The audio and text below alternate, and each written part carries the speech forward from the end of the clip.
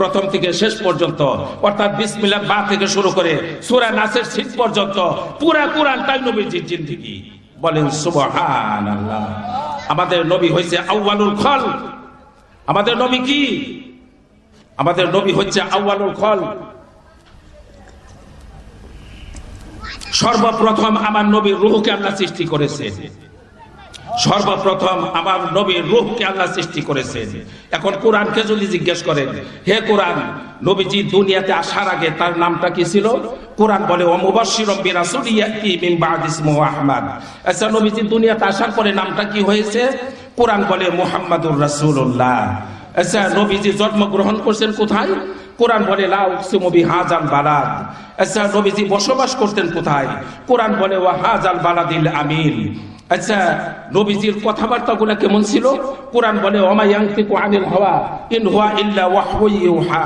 আচ্ছা, নবীজির চেহারাটা কেমন ছিল? কোরআন বলে ওয়াদ-দুহা ওয়াল লাইলি ইযা সাজা।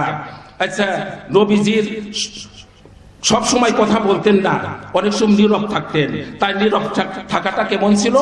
কোরআন বলে লা তুহাররিক বিহি লিসানাকা লিতা'জালা বিহি ইন্না আলাইনা জামআহু ওয়া কুরআনা। আচ্ছা, নবীজির ব্রেনের মধ্যে অনেক কথা উদিত হতো।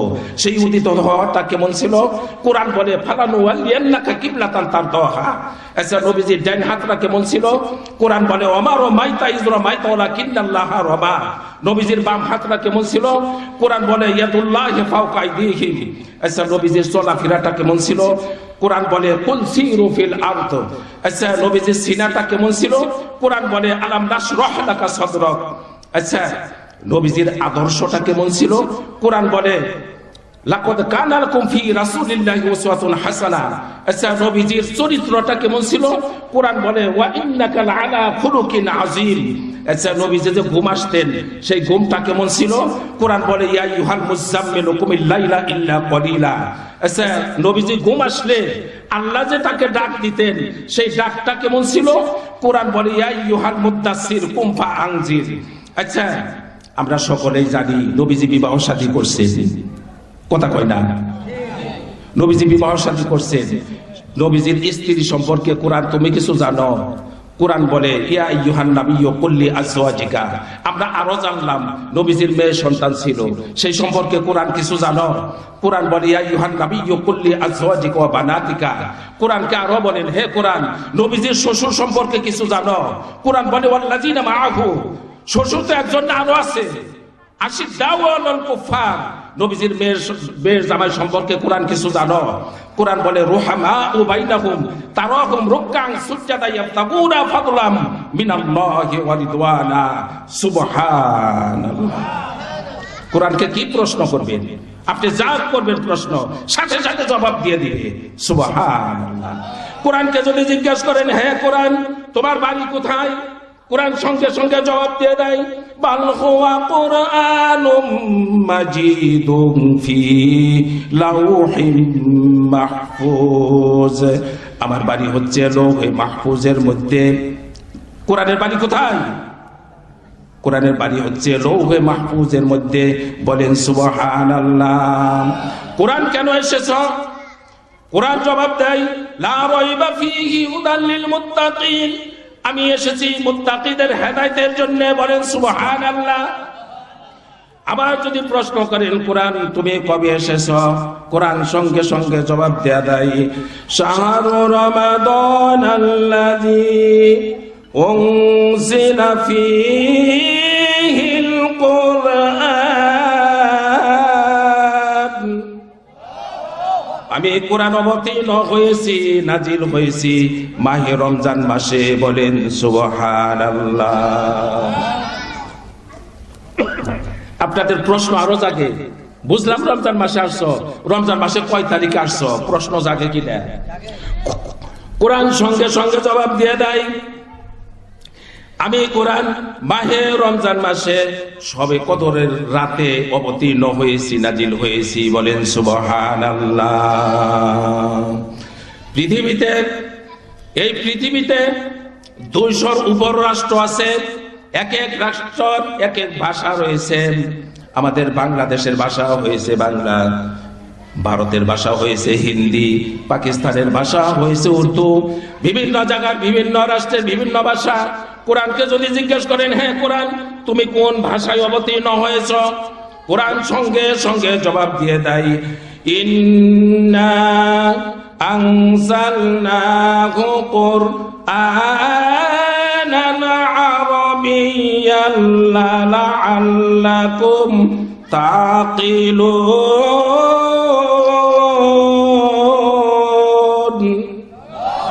আমি কোরআন অবতীর্ণ হয়েছি, নাজিল হয়েছি আরবি ভাষায়। বলেন সুবহানাল্লাহ। মাজিদুন ফি লাওহিম মাহফুজ।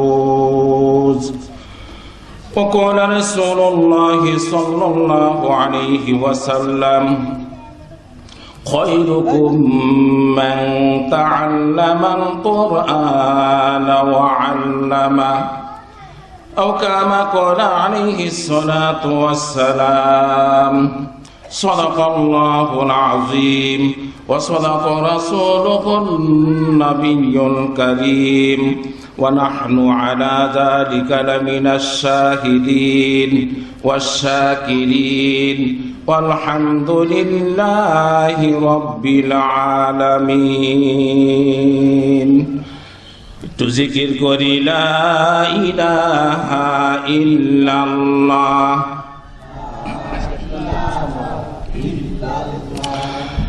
লা ইলাহা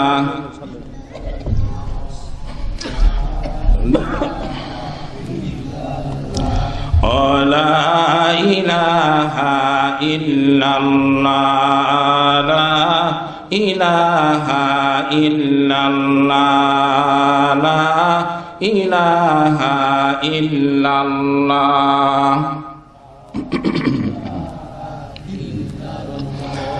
যার দিলে আছে আল্লাহর ভয়, জিকির করে সে নিরালাই। যার দিলে আছে আল্লাহর ভয়, জিকির করে সে নিরালাই। আহার নিদ্রা লাগে না ভালো, আহার নিদ্রা লাগে না ভালো, ভালো লাগে শুধু ইল্লাল্লাহ লা ইলাহা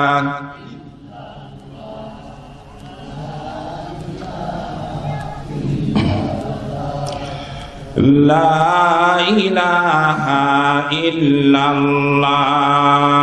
এই কলেমার জপমালা দিল হবে তোমার উজালা। এই কলেমার জপমালা দিল হবে তোমার উজালা। অন্ধকার কবরে তুমি, অন্ধকার কবরে তুমি পরে রবে একেলা লা ইলাহা ইল্লাল্লাহ লা ইলাহা লা ইলাহা ইল্লাল্লাহ মুহাম্মাদুর রাসূলুল্লাহ।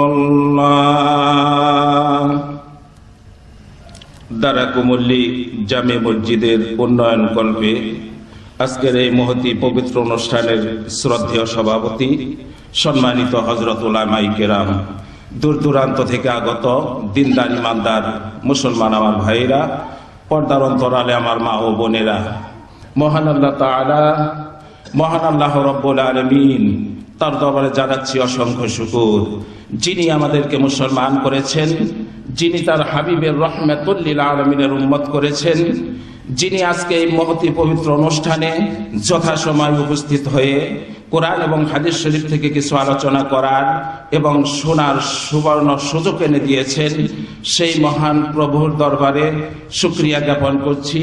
জবান খুলে, ভক্তি সহকারে, দিল খুলে, আবেগের সাথে সবাই সমস্বরে উচ্চ কণ্ঠে বলি আলহামদুলিল্লাহ। কোরআন এবং হাদিসের আলোচনার উপরে আরো কোনো আলোচনা আছে? আল্লাহ তাই বলেন, আল্লাহ বলেন ওয়া ইযা কুরিয়াল কুরআনু ফাসতামিউ লাহু ওয়া আনসিতু লাআল্লাকুম তুরহামুন। কোরআন যখন তোমাদের সামনে তেলাওয়াত করা হয়, কোরআনের ব্যাখ্যা যখন দেওয়া হয়, তোমরা চুপচাপ করে আদব রক্ষা করে তা শ্রবণ করবে, তাহলে আমি মাবুদ তোমাদের উপর রহমত বর্ষণ করব বলেন সুবহানাল্লাহ। আর কোরআনের আলোচনা যদি আদব রক্ষা করে না শুনো, যদি চুপচাপ করে না শুনো, তাহলে তোমাদের দুইটা ক্ষতি হবে। কয়টা ক্ষতি? কি ক্ষতি হবে তাও আল্লাহ কোরআনে বলে দিয়েছেন। وَمَنْ أَعْرَضَ عَنْ ذِكْرِي فَإِنَّ لَهُ مَعِيشَةً ضَنكًا وَنَحْشُرُهُ يَوْمَ الْقِيَامَةِ أَعْمَى। তোমাদের দুইটা ক্ষতি হবে, একটা ক্ষতি হবে দুনিয়াতে আর একটা ক্ষতি হবে আখিরাতের ময়দানে। দুনিয়াতে যে ক্ষতিটা হবে, অসংখ্য কামাই রুজি করবে, সেই কামার মধ্যে কোনো বরকত থাকবে না। অপরাধ কি?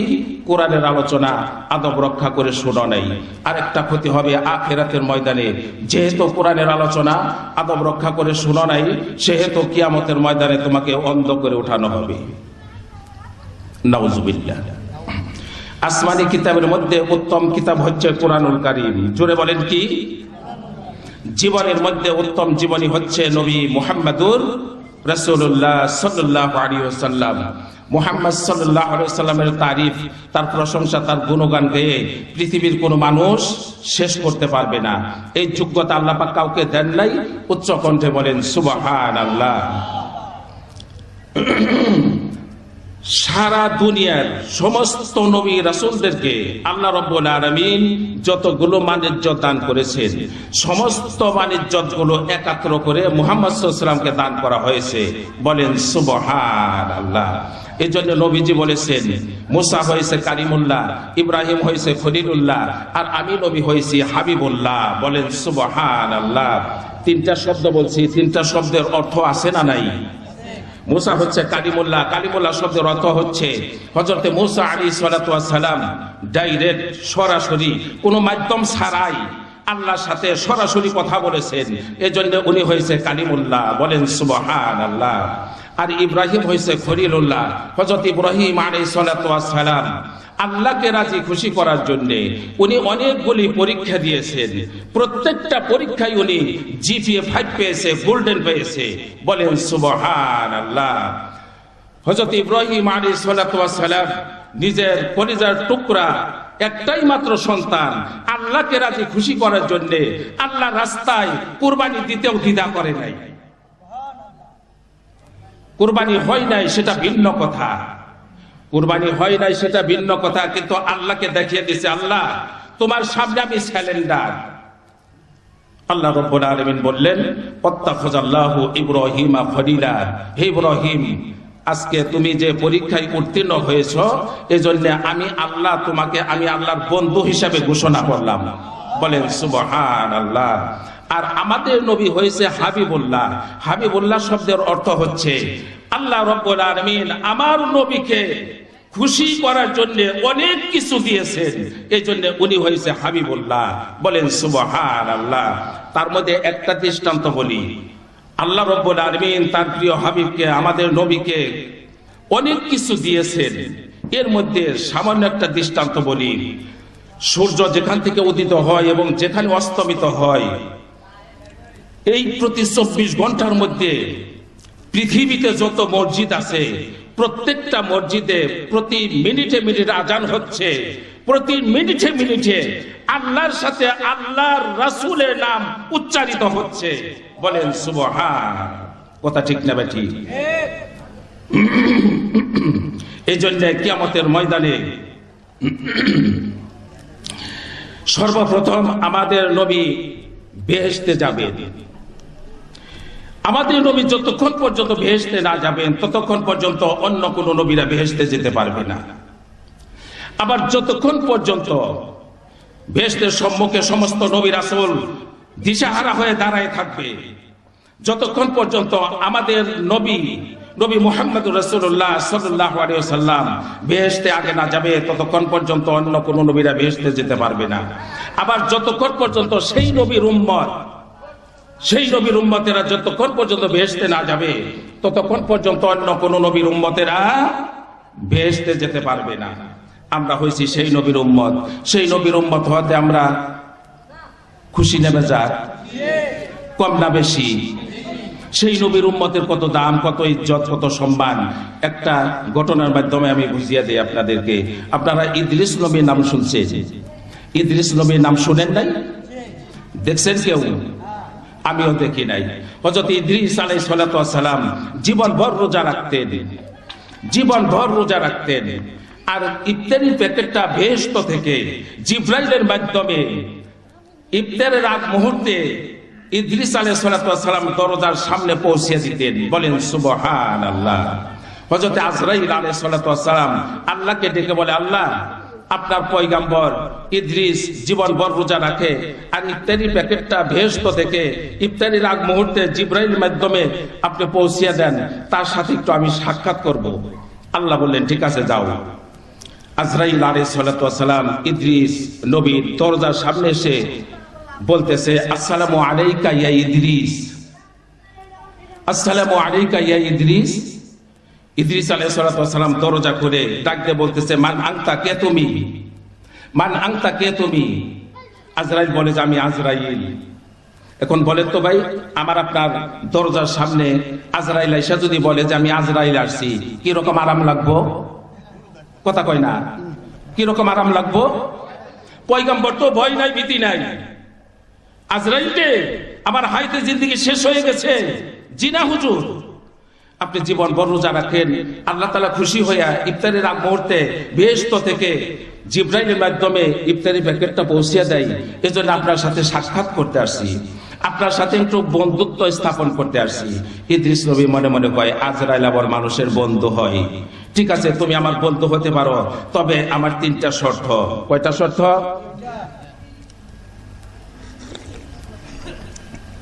1 নাম্বার শর্ত, ইদ্রিস নবী ডেকে বলে, আজরাইল রে, আমার জানটা একটু কবজ করবে?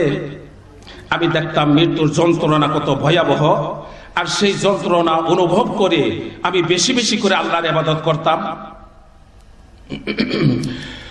ইদ্রিস নবী ডাক দিয়ে বলে, রে মালাকুল মউত, সময় যতদিন শেষ না হবে পৃথিবীর কোন মানুষের রূহ কবজ করার আমার ক্ষমতা নাই।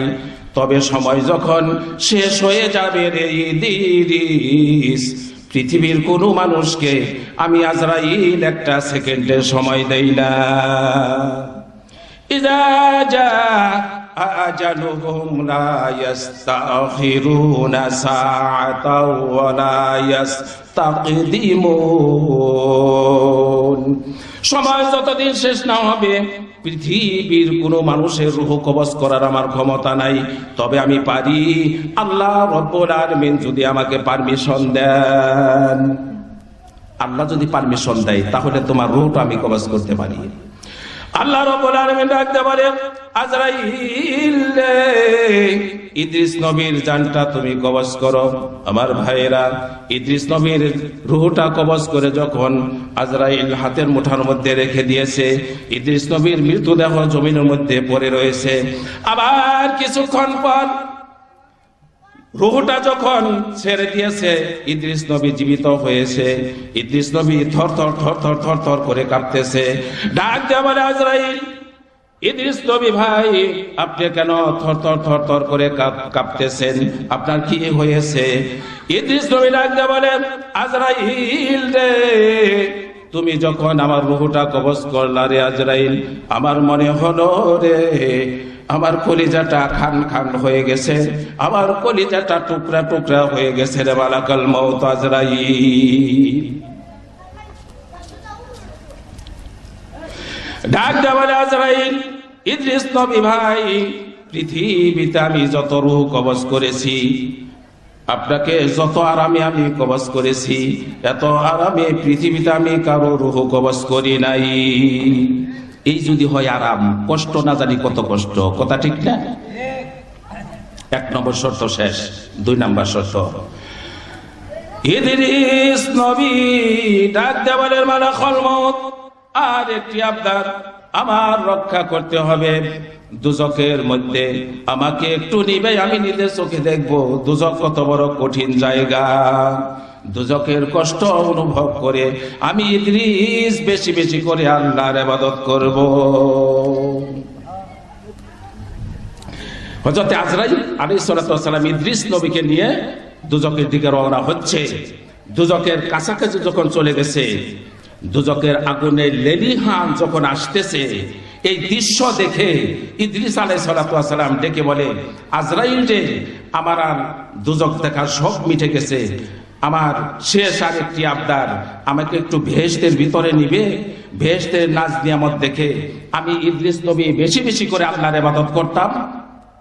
আমার ভাইরা, ইদ্রিস আলাইহিস সালাতু ওয়াস সালামকে নিয়ে যখন আজরাইল, বেহেশতের তো এরকম ওয়ালের গেট আছে, মূল গেট, বেহেশতের ওয়ালের মূল গেটের কাছে যখন চলে গেছে, তখন আজরাইল ডেকে বলে, ইদ্রিস নবী ভাই, ভিতরে ঢুকে বেহেশত দেখে তাড়াতাড়ি করে ব্যাক করবেন, বেশি দেরি কইলেন না। ইদ্রিস আলাইহিস সালাতু ওয়াস সালাম ভিতরে যখন ঢুকেছে, ভিতরে ঢুকে বেহেশতের বারান্দার মধ্যে যখন চলে গেছে, বারান্দার মধ্যে জানালার ফাঁক দিয়ে বেহেশতর দিকে এক দৃষ্টিতে বড় বড় চোখ করে তাকায় আছে, তৃপ্তি মিঠে না বেহেশত দেখতে দেখতে। বলেন সুবহান। খারাপ লাগে মনে হয়। এদিকে আজরাইল বারবার ডাকতেছে, ওই ইদ্রিস নবী তাড়াতাড়ি ব্যাক করেন, তাড়াতাড়ি ব্যাক করেন। কে শুনে কার ডাক? এক দৃষ্টিতে তাকিয়ে আছে, বারবার ডাকতেছে, ইদ্রিস নবী তাড়াতাড়ি ব্যাক করেন। ইদ্রিস আলাইহিস সালাতু ওয়াস সালাম গেটের কাছে এসে ডেকে বলতেছে, আজরাইল রে, আল্লাহ রাব্বুল আলামিন বলেছেন, কুল্লু নাফসিন যায়িকাতুল মাউত, প্রতিটি মানুষ একবার না একবার মৃত্যুবরণ করবে। তুমি তো আমাকে একবার মারছই, একবার মারছে না? তুমি তো একবার আমারে মারছই। আবার মানুষ যখন গুনাহ করবে, গুনাহের কারণে তাকে জাহান্নামে দিবে, গুনাহের কারণে তাকে দুজকে দিবে। তুমি তো একবার আমারে দুজকে উনিছিলে। আবার দুজক খাটার পর আল্লাহ রাব্বুল আলামিন মানুষকে বেহেশত দান করবে। আজরাইল রে, আমি তো এখন বেহেশতে আছি। জান্নাতি মানুষগুলো যখন জান্নাতের ভিতরে প্রবেশ করবে, খালিদিনা ফিহা, সব সময় থাকবে। কোন একটি জান্নাতি ব্যক্তিকে আল্লাহ রাব্বুল আলামিন জান্নাত থেকে ঘাড় ধরে বের করে দিবে না, অনন্তকাল থাকবে সেখানে, অনন্তকাল থাকবে। আল্লাহ রাব্বুল আলামিন ডাকতে বলে, আজরাইল রে, ফিরে যাও রে আজরাইল, ইদ্রিস নবীর কপালে আমি এটাই লিখেছি। রাসূল পাক সাল্লাল্লাহু আলাইহি ওয়াসাল্লাম যখন মেরাজে যাচ্ছে, চৌথা আসমানে ইদ্রিস নবীর সঙ্গে দেখা হয়ে যায়। নবীজি ডাক দিয়ে বলে, ভাই ইদ্রিস, আপনি বারান্দা দিয়ে খালি দৌড়াদৌড়ি করেন, বেহেশতের ভিতরে প্রবেশ করতে পারেন না। ডাক দিয়ে বলে, ইদ্রিস নবী, দিনের নবী গো, রাহমাতুল লিল আলামিন, বেহেশতের দরজার মধ্যে যখন আমি নক করি, বেহেশতের দরজার মধ্যে যখন আমি হাত লাগাই, ভিতর থেকে আওয়াজ আসে, ডিস্টার্ব করবেন না গো ইদ্রিস নবী, বেহেশতের এই রূপ দিনের নবীর অমুক উম্মতের জন্য আগেই রিজার্ভ হয়ে গেছে। আখিরি জমানার নবীর উম্মতের কত দাম, এই জিনিসটাকে বোঝানোর জন্য আমি একটু এইদিকে আসছি। এই জন্য তাম পৃথিবীর সমস্ত মানুষগুলো বেহেশতের জন্য পাগল। বেহেশত আমরা চাই না? সবাই চাই না? তাম পৃথিবীর সমস্ত মানুষগুলো বেহেশতের জন্য পাগল, কিন্তু বেহেশত আবু বকরের জন্য পাগল। বলেন সুবহানাল্লাহ। তাম পৃথিবীর সমস্ত মানুষগুলো বেহেশতের জন্য পাগল, কিন্তু বেহেশত আবু বকরের জন্য পাগল। বলেন সুবহানাল্লাহ। নবী যত দামি তার উম্মত তত দামি, নবী যত দামি তার উম্মত তত দামি। আমাদের নবী যত দামি, শুধু আমাদের নবী না, উনি তাম পৃথিবীর সমস্ত মাখলুকের নবী। বলেন সুবহান। তাম পৃথিবীর সমস্ত মাখলুকের নবী। এজন্য আল্লাহ বলেছে, আমি হয়েছি আরশ কুরসি লৌহ কলমের আল্লাহ, আমার রাসূল হয়েছে আরশ কুরসি লৌহ কলমের নবী। আমি হয়েছি 7 আসমানের আল্লাহ, আমার রাসূল হয়েছে 7 আসমানের নবী। আমি হয়েছি 7 জমিনের আল্লাহ, আমার রাসূল হয়েছে 7 জমিনের নবী। আমি হয়েছি বেহেশত দোজখের আল্লাহ, আমার রাসূল হয়েছে বেহেশত দোজখের নবী। আমি হয়েছি সমস্ত হুর গিলমানের আল্লাহ, আমার রাসূল হয়েছে হুর গিলমানের নবী। আমি হয়েছে সমস্ত ফেরেশতাদের আল্লাহ, আমার রাসূল হয়েছে সমস্ত ফেরেশতাদের নবী। আমি হয়েছে সমস্ত জিনদের আল্লাহ, আমার রাসূল হয়েছে সমস্ত জিনদের নবী। আমি হয়েছে চন্দ্র সূর্য নক্ষত্র গ্রহর আল্লাহ, আমার রাসূল হয়েছে চন্দ্র সূর্য নক্ষত্র গ্রহর নবী। আমি হয়েছি 1,24,000 পয়গম্বরের আল্লাহ, আমার রাসূল হয়েছে 1,24,000 পয়গম্বরের নবী। বলেন সুবহান। আমরা যখন এই সমস্ত আলোচনা করি তখন এক শ্রেণীর লোক বলে মৌলবীরা নবী সম্পর্কে ভালো জানে না, মৌলবীরা নবী সম্পর্কে ভালো জানে না। আমি আপনাদেরকে বলতে চাই, বর্তমান পৃথিবীতে আসমানের নিচে জমিনের উপরে নবীকে যদি কেউ চিনে থাকে, নবীকে যদি কেউ জেনে থাকে, নবীকে যদি কেউ বুঝে থাকে, নবীর বরত্ব সম্পর্কে যদি কেউ জেনে থাকে, তাহলে সেই দলের নাম, সেই গ্রুপের নাম হচ্ছে উলামাদের দল, উলামায়ে কেরামদের দল। বলেন সুবহান। আমরা ওই বাজারের 14 টাকা দামের মিলাদের বই দিয়া নবীরে চিনি না, আমরা মুকসুদুল মুমিন দিয়া নবীরে চিনি না, আমরা নিয়ামুল কোরআন দিয়া নবীরে চিনি না, আমরা নবীকে চিনি 30 পারা কোরআন দিয়া। বলেন সুবহান। রাসূলে পাক সাল্লাল্লাহু আলাইহি ওয়াসাল্লাম সুবহানাল্লাহ বাইতে যা বলবো, এখন পকেটে ঢুকাইতেছে, কথা ঠিক না? সুবহানাল্লাহ বাইতে যা বলবো, এখন যার যার পকেটে ঢুকাইতেছে। রাসূলে পাক সাল্লাল্লাহু আলাইহি ওয়াসাল্লাম যখন দুনিয়া থেকে ওফাত হয়ে গেলেন, সাহাবায়ে কেরামরা মায়েশা সিদ্দিকার কাছে চলে গেছে, গিয়ে ডেকে বলতেছে, আম্মা নবীজির জীবনী সম্পর্কে আমাদেরকে একটু শোনান। মায়েশা সিদ্দিকা ডেকে বলল, তোমরা বুঝি কোরআন পড়া ছেড়ে দিয়েছো? জি না আম্মা, নবীজির দানটা শহীদ করে আমাদের জন্য কোরআন রেখে গেছে, আমরা কি কোরআন পড়া ছেড়ে দিতে পারি? মায়েশা সিদ্দিকা ডেকে বলে, তাহলে এই প্রশ্ন কিভাবে করলা? কানা খুলুকুল কোরআন, পুরো কোরআনটাই নবীজির জিন্দেগি। সুবহান। কোরআনের প্রথম থেকে শেষ পর্যন্ত, অর্থাৎ বিসমিল্লাহ বা থেকে শুরু করে সূরা নাসের শেষ পর্যন্ত পুরো কোরআনটাই নবীজির জিন্দেগি। বলেন সুবহানাল্লাহ। আমাদের নবী হয়েছে আউয়ালুল খালক। আমাদের নবী কি? আমাদের নবী হচ্ছে আউয়ালুল খালক। সর্বপ্রথম আমার নবীর রূহকে আল্লাহ সৃষ্টি করেছেন। সর্বপ্রথম আমার নবীর রূহকে আল্লাহ সৃষ্টি করেছেন। এখন কোরআনকে যদি জিজ্ঞেস করেন, হে কোরআন, নবীজি দুনিয়াতে আসার আগে তার নামটা কি ছিল?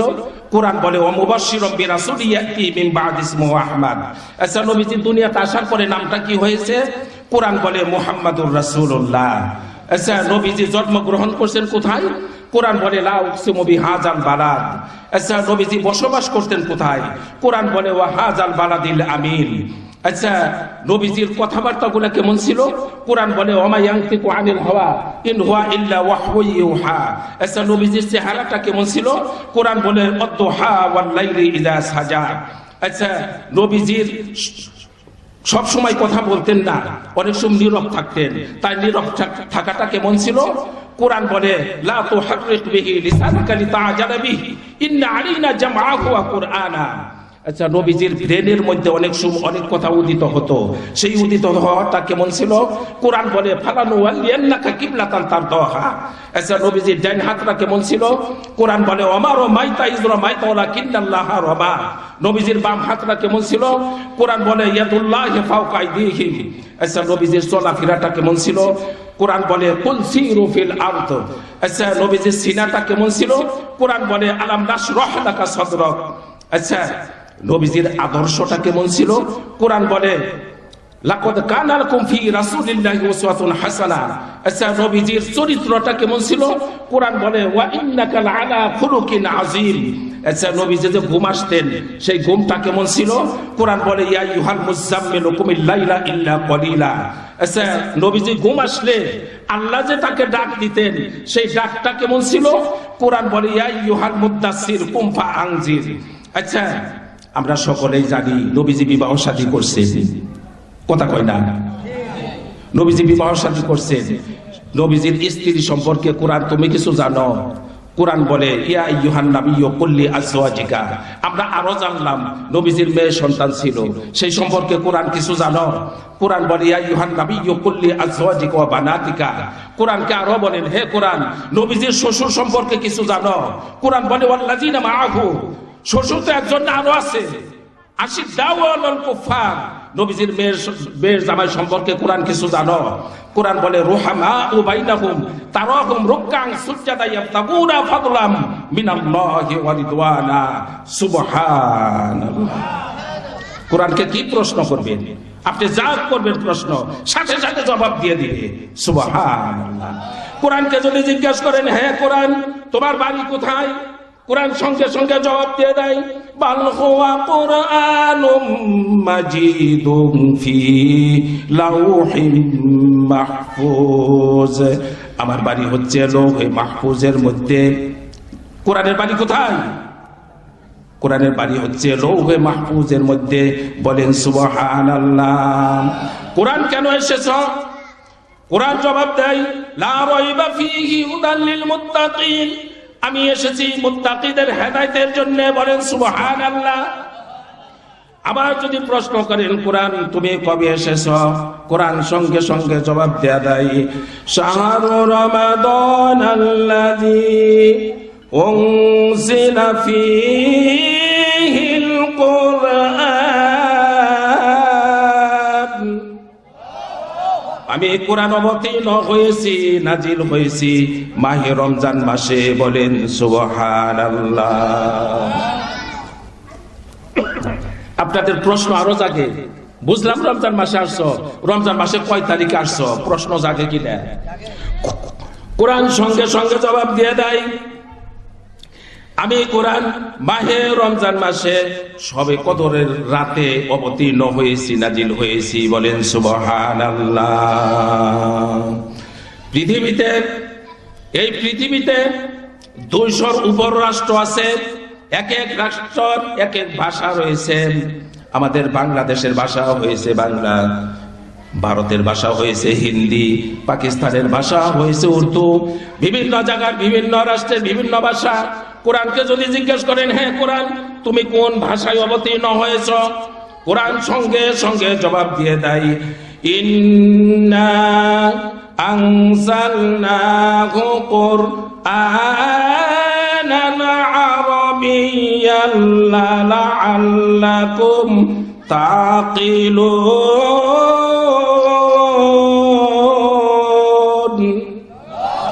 আমি কোরআন অবতীর্ণ হয়েছি নাজিল হয়েছি আরবি ভাষায়। বলেন সুবহানাল্লাহ। কি প্রশ্ন করবেন কোরআনকে? সাথে সাথে আপনার প্রশ্নের জবাব দিয়ে দিবে। বলেন সুবহান। অসংখ্য নবী রাসূল এই পৃথিবীতে পাঠিয়েছেন, অসংখ্য নবী রাসূল।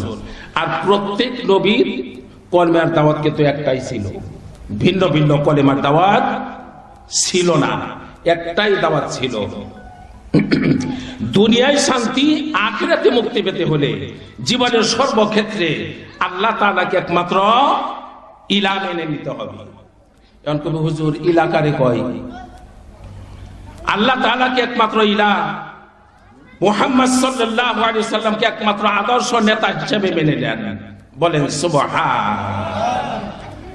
ইলাহ শব্দের অর্থ হচ্ছে সৃষ্টিকর্তা, ইলাহ শব্দের অর্থ হচ্ছে আইনদাতা, ইলাহ শব্দের অর্থ হচ্ছে বিধানদাতা, ইলাহ শব্দের অর্থ হচ্ছে রিজিক দাতা, ইলাহ শব্দের অর্থ হচ্ছে পালন কর্তা। ব্যাপক